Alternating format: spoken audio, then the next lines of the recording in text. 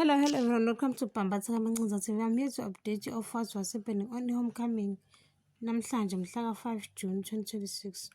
Sikhumbule uzolo ukuthi uSifiso ugcine ebizwa uMamKwanyana epolice station wase wabeka i-tape record eduze kwaMamKwanyana. Namhlanje uSifiso utshela uMamKwanyana ukuthi uzomsiza ngokuthi aqale ekuqaleni amtshele ukuthi ushevu uthathephi. Wasithulela nje uMamKwanyana wavela wathi uSifiso uze wazi ukuthi angeke uphume ngaloya mnyango angitshelanga iqiniso. Wavela uMamKwanyana wathi yini indaba ongibuza Sifiso? Wathi uSifiso uwuthathephi umuthi mabuye? Wathi ungisiza ungangenzi isilimo. Wathi nje uMamKwanyana ukwazi ukungibopha Sifiso ngonkosikazi wakho. Wathi uSifiso uyazi icala olenzile li-serious kanganani? Wathi uMamKwanyana Sifiso ubona kungcono ukuthi ungivalelelana. Wavela washaya itafula uSifiso wambona nje ukuthi uthukuthele. Wathi lalela la ngiyasebenza lana. Wathi angizwa. Wathi uzongitshela iqiniso noma ngikuvalele lapha eselini. Wahleka kancane uMamKwanyana usho khona ukuthi vele mina kade ngaba isiboshwa sakho. Wathi ngaba ngiyenzanga lento kube wena bungangitreat ngalendlela obungitreat ngayo engathi angilutho. Wathi ulethe umuntu esifazane ekhaya lethu Sifiso. Wathi yilapho engabona khona ukuthi akulona lolu thando engangilifuna. Wathi ubucabanga ukuthi yini ezokwenzeka?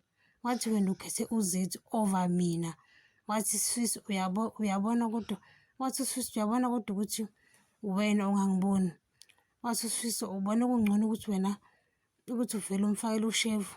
Wathi uMamKwanyana Sifiso ufuna iqiniso? Wathi ya ngamdlisa. Wavele wajuluka uSifiso wakhipha ngisho ikepisi ekhanda wathi nje uMamKwanyana ubuzokwenzani pho ngalokho.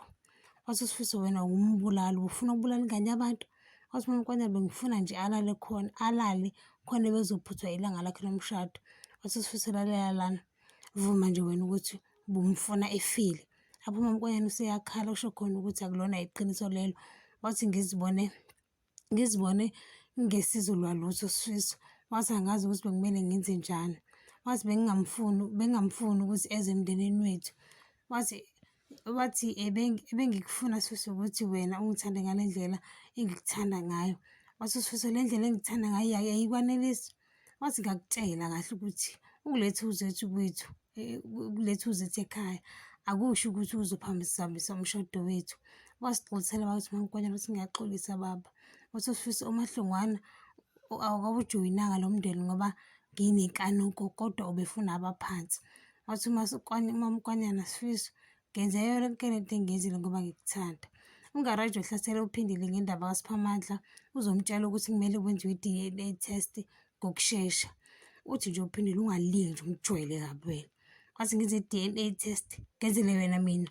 Wathi nje ungaraji if uSiphamandla kuyingane yami nginalungelo lokwazi. Wathi nje uphindile ungaphindi uyikhulume lonto ekhulumayo lapha ngasadini ungaraji uthi cha ukhohlakele iphindile. Umama onjani ngempela wena ongafuni ukuthi ingane yakhe yazi ubaba wayo. Wathi nje uphindile wathi uphindile akuyona ingane yakho leya Nkosi yami. Wathi ungaraji bopha ubufakazi balokho. Wathi uphindile angizwa. Wathi ungaraji letha i-proof lapho sewavule wonke amehlo. Wathi nje uphindile ungalingi nje umjwayele kabi wena nobaba wakho yekani ukumjwayela kabi. Wathi nifuna izimpendulo ezingahlangene nani ingane yami leya imina engayikhulisa. Wathi ungaraji ngoba ngangingazi.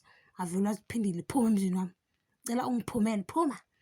USiphamandla uKaHlongwane bayadla etafuleni bashaya namancoko baze babonga ungaraji kubaphekela lapho akuphekanga kanayo. Bakhulume nangebhola khona lapho bese uMakangaraji ethi abavala amehlo ukuthandaza ukubonga ukudla.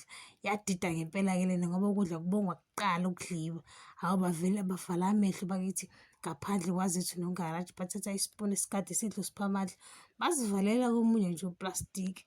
Ngebamba lana ungakhohlwa uqinda le notification bell no subscribe nomsho umbono wakho. Bye.